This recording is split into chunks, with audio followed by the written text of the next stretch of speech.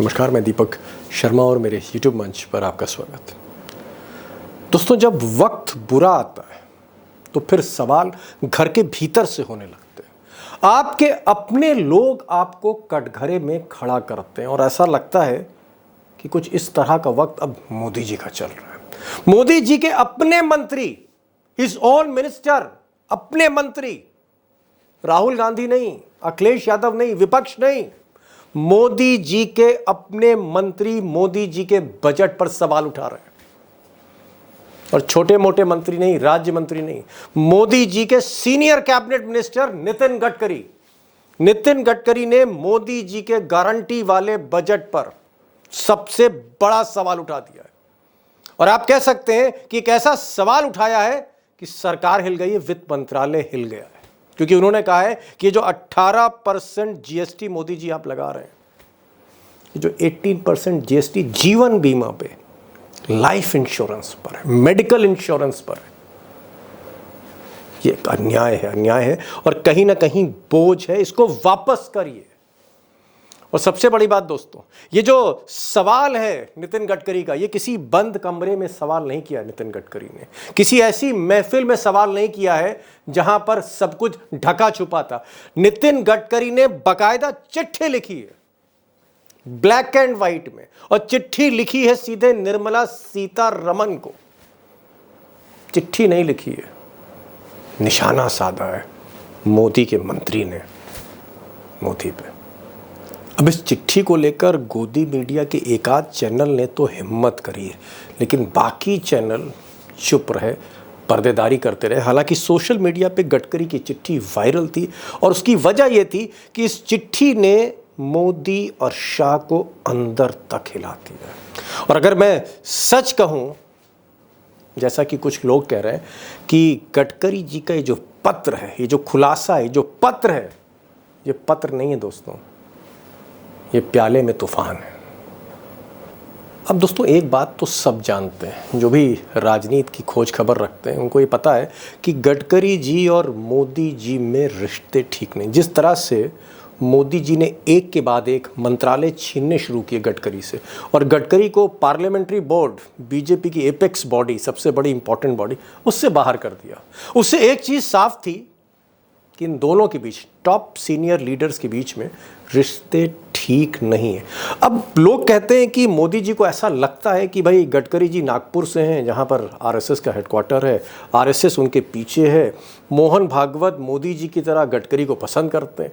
तो मोदी जी को ये आशंका रहती है, ऐसा लोग कहते हैं कि आरएसएस किसी नाजुक मौके पर मोदी को कुर्सी से हटाकर गडकरी को कुर्सी पर बैठा सकती, पीएम बना सकती। ये मोदी जी को डर है और इसीलिए मोदी जी हमेशा कहीं ना कहीं सतर्क रहते हैं, सावधान रहते हैं गडकरी की हर चाल से।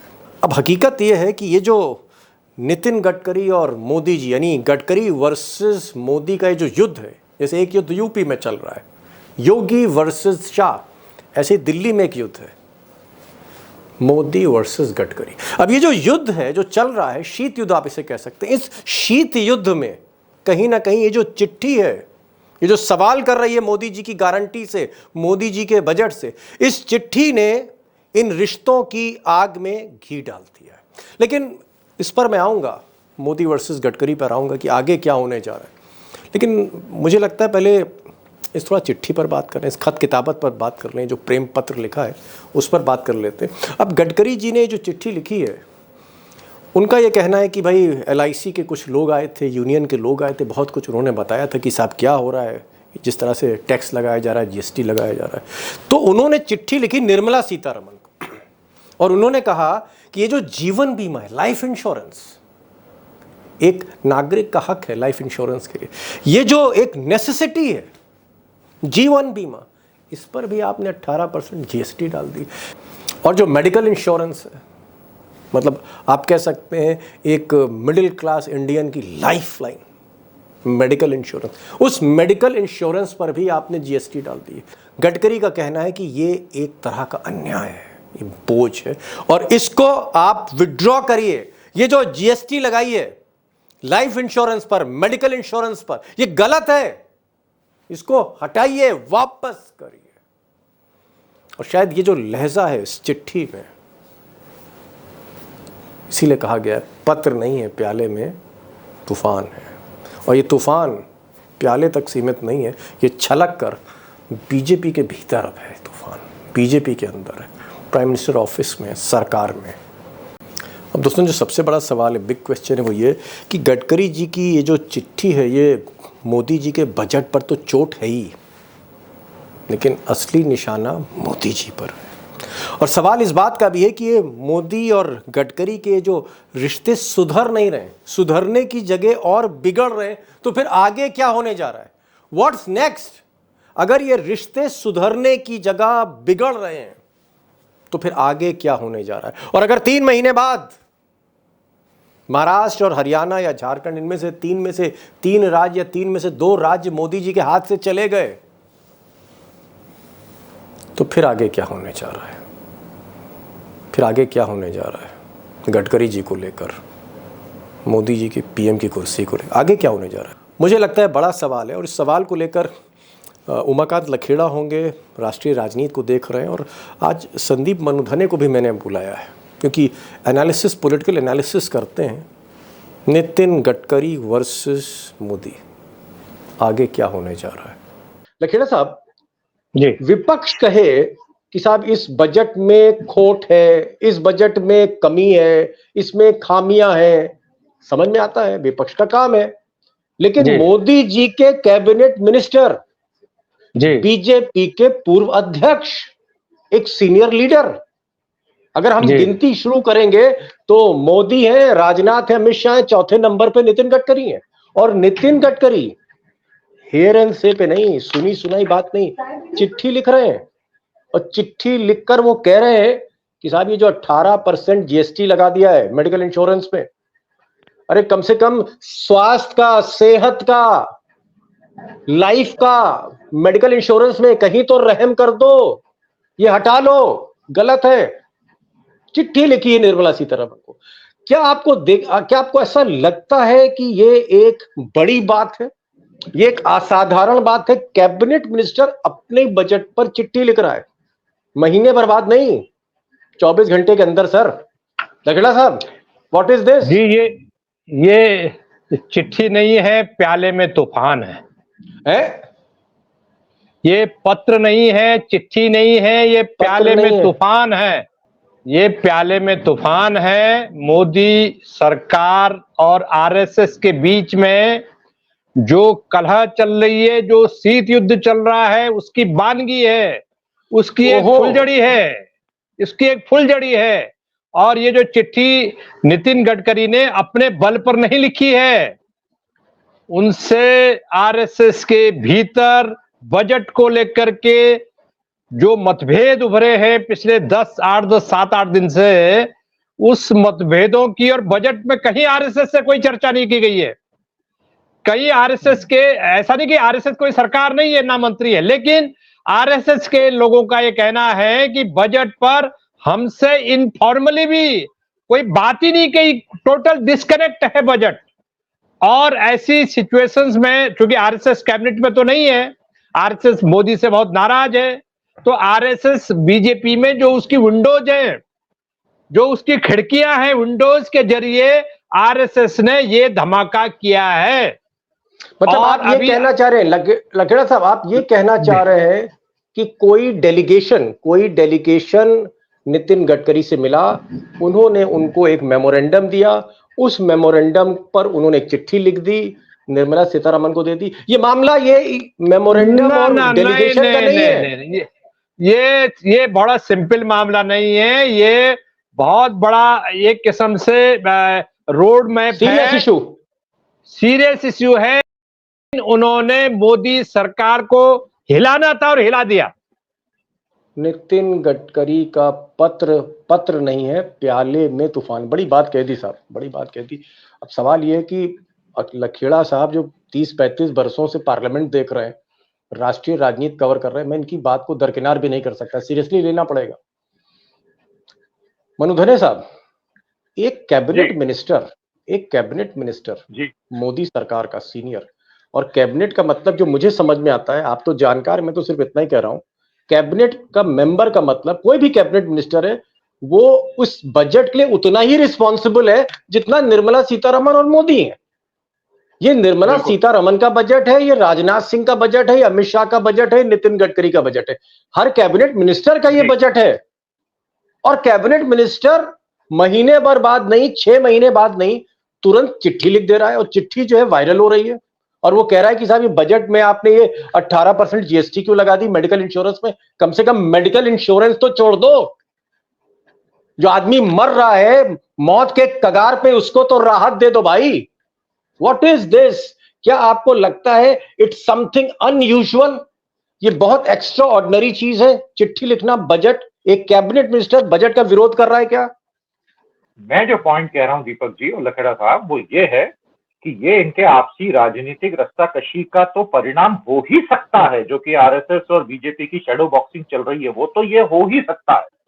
लेकिन मैं एक छोटी सी पॉसिबिलिटी इस बात की भी देख रहा हूं कि ये इनसे करवाया भी गया हो स्वयं मोदी जी द्वारा, कि भाई जो मिडिल क्लासेस में बीजेपी के खिलाफ भयानक फ्रस्ट्रेशन फैला हुआ है कि हमको क्या लूट ही लोगे टैक्सेस लगा के, तो ऐसा दिखा दो कि भाई इनके मंत्री भी हमारे लिए सोचते हैं।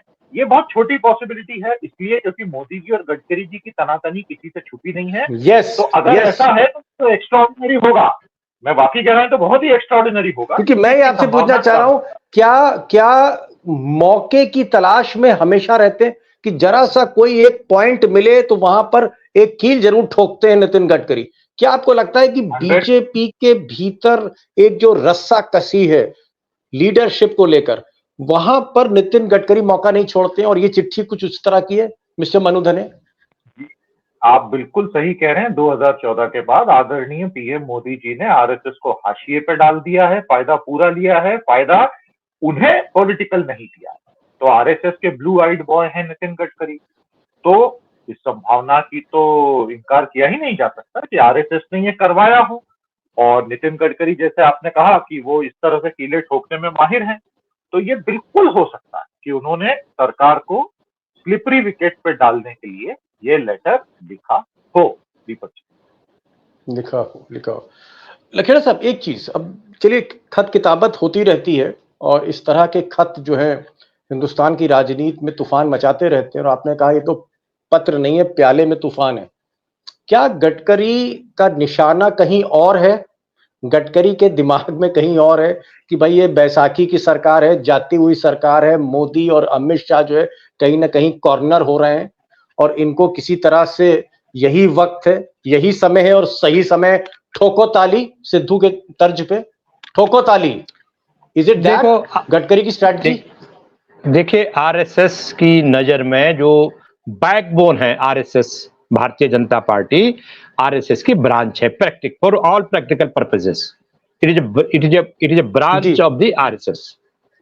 और आरएसएस को ये बात अच्छी तरह पता लग गई है कि जहाज डूब रहा है, और आरएसएस एक रिवाइवल प्लान की शुरुआत कर रही है कि क्या ये डूबते जहाज को, इस कश्ती को डूबने से बचाया जा सकता है, क्या इसको रिवाइवल किया जा सकता है। वो रिवाइवल की एक प्रोसेस चल रही है, और उस प्रोसेस में तमाम तरह के जो आरएसएस के दिमाग में जो एजेंडे हैं, मैं ये नहीं कह रहा हूं आपको, ये बात मैं ऐसी कहने के लिए कोई खाना पूर्ति कर रहा हूं। मैं आरएसएस के टॉप लोगों से जो मेरा फीडबैक है, जो मेरी बातचीत होती है as a reporter, as a journalist, उसके आधार पर बोल रहा हूं मैं कि आरएसएस ने तय कर लिया है कि 75 साल से ऊपर मोदी को कोई मोहलत नहीं दी जाएगी। इसका मतलब 13 महीने मोदी जी के रह गए। नंबर एक बात। नंबर दूसरी बात, आरएसएस पार्टी का प्रेसिडेंट अपनी मर्जी से बनाना चाहता है, वो जेपी नड्डा के हिसाब से नहीं चलना चाहता है। और इन्होंने क्या चाल चली, जब आरएसएस ने रेजिस्टेंस किया नतीजे निकलने के बाद, तो इन्होंने उनका कार्यकाल 6 महीने बढ़ाया, और अब एक इंटरनल इलेक्शन प्रोसेस करके उसको दिसंबर तक खींचना चाहते हैं। और इससे आरएसएस में विद्रोह हो गया है। आरएसएस बहुत नाराज हो गया है कि ये आप बच्चों का खेल हमें मत खिलाइए। आप संगठन के मामले में आप तत्काल फैसला कीजिए, नहीं तो फिर हम फैसला कर देंगे।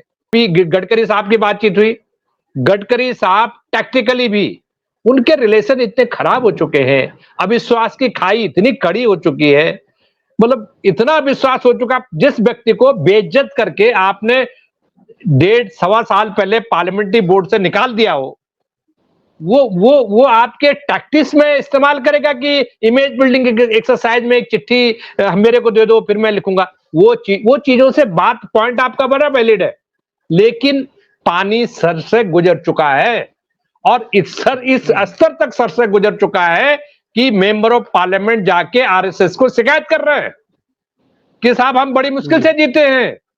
जो हारे हुए वो कहते साहब इनकी वजह से हारे हैं, इनके 400 पार के नारे से हारे हैं। उत्तर प्रदेश में खलबली है, योगी आदित्यनाथ के पीछे पूरी ताकत के साथ आरएसएस खड़ा है और ये आरएसएस की ताकत थी जो योगी टिके हुए हैं और इनको ललकार रहे हैं, दुआ सलाम भी नहीं कर रहे हैं। तो ये जो ताकत है ये बड़ा शीत युद्ध है। ये अगर कांग्रेस पार्टी होती जहां शिवजी की बारात है तो रायता फैल गया होता, लेकिन यहाँ भारतीय जनता पार्टी है, डर का माहौल है। संदीप जी, आपको क्या लगता है कि गडकरी एक मौके की तलाश में है? उनको लग रहा है, मतलब जो एहसास मोदी जी को हो रहा है कि भाई देखिए बैसाखियों पे सरकार है, इधर नायडू है, इधर नीतीश है, कभी भी कुछ हो सकता है, रोज राहुल गांधी हमले कर रहे हैं, हमले पे हमले हो रहे हैं, हालत ये आ गई, नौबत ये है मोदी जी की वो पार्लियामेंट नहीं जा रहे, सदन में बैठ नहीं रहे, बजट में भी नहीं बैठे, वो उनकी हिम्मत नहीं हो रही है राहुल गांधी का सामना करें। क्या आपको लगता है कि मौका जो है बड़ा नाजुक है और इस नाजुक मौके पर एक तीर गडकरी ने छोड़ दिया, ये तीर सही जगह जाके लगे और थोड़े से जैसा कि लखेड़ा साहब कह रहे हैं कि कहीं ना कहीं एक मोदी को घेरने की कोशिश है, ये जो चिट्ठी है? 100% ये बिल्कुल ऐसा हो सकता है, इससे कोई इंकार नहीं करेगा। देखिए 240 सीटें लाने के बाद मोदी जी की राजनीतिक जमीन बहुत बुरी तरह खिसक चुकी है ऑलरेडी, और हाल ही में जो सिटीजन ग्रुप्स ने रिसर्च करके बताया कि लगभग 75 से ज्यादा सीटों पर बहुत ज्यादा हेर फेर होने की संभावना रही है और चुनाव आयोग उस पर चुप्पी साध के बैठा है। तो दरअसल मोदी जी तो 170 से आगे बढ़े ही नहीं है। ये सारी पृष्ठभूमि में और वो जो उन्होंने सबूत सामने रख दिए हैं वो तो किसी भी कोर्ट में इलेक्शन कमीशन डिफेंड ही नहीं कर पाएगा। हालात ऐसे लग रहे हैं और अभी तक इलेक्शन कमीशन चुप है। आप जब इन सारी चीजों को जोड़ के देखते हैं तो ऐसा लगता है कि इनकी पूरी पॉलिटिकल जमीन इतनी कमजोर हो चुकी है कि प्रधानमंत्री का संसद से लंबे समय तक गायब रहना इतने इंपॉर्टेंट सेशन और राहुल गांधी का बार बार कास्ट सेंसस के मुद्दे को सीरियसली उठाना और उसके बाद उनकी तरफ से हमले होना, जो कि बहुत ही कास्टिस्ट हमले में कहूंगा, क्योंकि पब्लिक में किसी की जाति ऐसा पूछना ये बहुत घिनौना आरोप होता है। आप कास्ट एन्यूमरेशन करें वो एक अलग चीज होती है। इन सब चीजों को जोड़ के देखें तो ये बिल्कुल हो सकता है कि आरएसएस एक फाइनल किल की तैयारी कर रहा हो कि अब बहुत हो गया, हमारी कोई सुनता नहीं है और हमें सिर्फ इलेक्शन जीतने का एक बना लिया गया और हमारे बड़े बड़े ऑफिस बना दिए गए, पर जो हमारी पॉलिटिकल ताकत है उसको तो आपने खत्म ही कर दिया। हमारी कोई बिल्कुल इन द सेंस की अपॉइंटमेंट्स अब इनसे पूछ के होते नहीं है। लास्ट क्वेश्चन, समय हो रहा है। क्या मैं मानूं लखेड़ा साहब, क्या मैं मानूं कि ये जो लड़ाई है गडकरी वर्सेस गुजरात लॉबी कह लीजिए, गडकरी वर्सेस मोदी, ये धीरे धीरे अपने मकाम पे पहुंच रही है, अपनी मंजिल की तरफ बढ़ रही है और नवंबर में हरियाणा, महाराष्ट्र और झारखंड के जो चुनाव होने जा रहे हैं, बड़े निर्णायक चुनाव हैं, इसमें अगर बीजेपी हारती है जैसा कि लक्षण दिख रहे हैं महाराष्ट्र में, हरियाणा में, तो क्या मोदी पे प्रेशर बढ़ेगा इस हार के बाद? और उस वक्त नितिन गडकरी कुछ और गुल खिला सकते हैं, कुछ और तीर चला सकते हैं? आपको लगता है गडकरी को भी इंतजार है, आरएसएस को भी इंतजार है उस मौके का? देखिए जो लुब्बो लुआब जो जिस्ट है आरएसएस और बीजेपी के बीच में, जो जिस्ट है और जो चिंता है इस सरकार की कि अपोजिशन को एक बहुत बेहतर लीडर मिल गया है राहुल गांधी, और राहुल गांधी ने संसद के भीतर जो परफॉर्मेंस दिखाई है पिछले सेशन से और इस सेशन से, तो मोदी का ग्राफ जो यहां था वो अब उल्टे यहां आ गया है और उस ग्राफ की वजह से एक तरह से सनसनी है। क्या होता है कि जैसा आपने सवाल पूछा कि भाई ये इलेक्शन हो रहा है, ये हालात ऐसे हैं, देश के हालात ऐसे हैं। सवाल ये है कि देश के हालात तो पिछले 10-11 साल से खराब है, लेकिन उनको एक संगठित नहीं था। विपक्षी नेता उनके पास नहीं था। और एक जो फ्लोटिंग वोट है देश में, वो हम और आपको पूछता था या मनु धनवेल साहब को पूछता था कि अरे लीडर कहाँ है आपके पास, नेता कहाँ है आपके पास। आज वो लोगों ने वो पूछना बंद कर दिया है, उस मिडिल क्लास ने वो पूछना बंद कर दिया है, उस हाउसिंग सोसाइटीज ने वो पूछना कम कर दिया है। क्यों कि राहुल गांधी, और मैं आपको बता रहा हूं क्या हो रहा है पिछले सेशन में, इस सेशन में और लोकसभा चुनाव प्रचार के दौरान, जिसको लेकर के सबसे ज्यादा चिंता आरएसएस में है। क्यों? पहले मोदी नैरेटिव सेट करते थे, कांग्रेस उसमें फंसती थी और धाराशायी हो जाती थी। आज हालत यह है कि राहुल गांधी संसद के भीतर और बाहर नैरेटिव सेट कर रहे हैं और बीजेपी के पास उसका जवाब नहीं है। वो आरएसएस पर हमले कर रहे हैं और आप बचाव ही नहीं कर पा रहे हैं। तो सवाल यह है कि आपकी जो फाउंडेशन है, उस फाउंडेशन को, बीजेपी की जो फाउंडेशन को हिला दिया राहुल गांधी ने, बुनियाद को हिला संसद के भीतर। चाहे वो मोची से मिल रहे हो, मोची साहब से सुल्तानपुर जाते हुए, चाहे वो छोटे ढाबों पर रुक रहे हो, वो जो नैरेटिव फेंक रहे हैं संसद के भीतर। आपने एक आदमी को गाली देने के लिए तैनात कर दिया, एक महिला मोहतरमा का, स्मृति ईरानी का हाल तो देख लिया ना। देश की जनता ने, अमेठी की जनता ने उसको ऐसा सबक सिखाया कि उसकी राजनीति खत्म हो गई। अब आपने नया जमूरा आपने पैदा कर दिया है कि गाली दो। इस लेवल पर आप उतरे हुए हैं, हताशा इतनी हो गई आपको। तो ये सारी चीजें हो रही हैं, ये एंड गेम की तरफ जा रही हैं और आरएसएस इसको लेकर के चिंता है। Beginning of the end, mister Sandeep Manodhane, beginning of the end, 2 line में जवाब चाहूंगा। क्या ये अंत की शुरुआत है? नितिन गडकरी की चिट्ठी, राहुल का हमला, योगी की लड़ाई, तलवारें खिंची हुई हैं, आरएसएस नाराज है, महंगाई बढ़ रही है, बेरोजगारी का जो हाल है बेहाल है। Is it the beginning of the and? क्या ये खेल खत्म होने की शुरुआत है सर?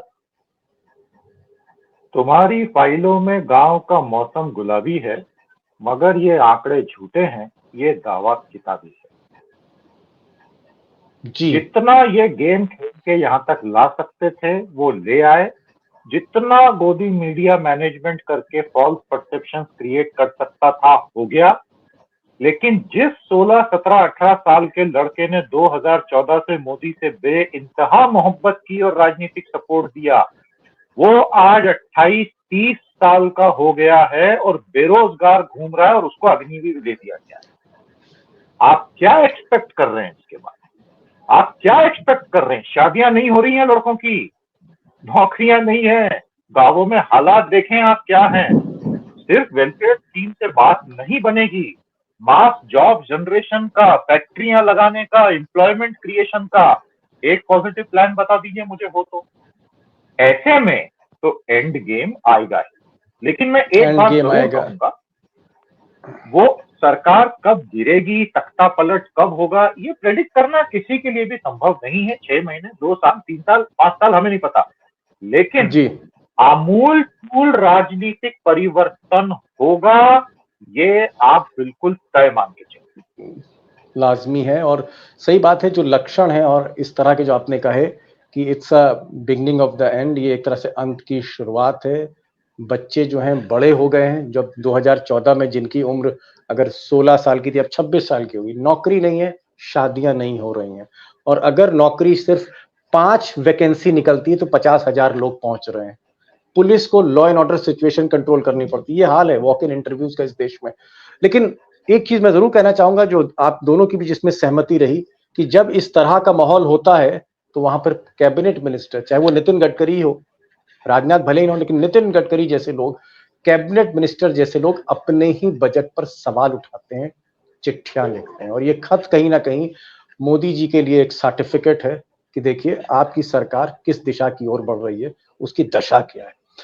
संदीप साहब, बहुत बहुत शुक्रिया, आप आए इस प्रोग्राम में, आपने समय निकाला, इंदौर से आप जुड़े।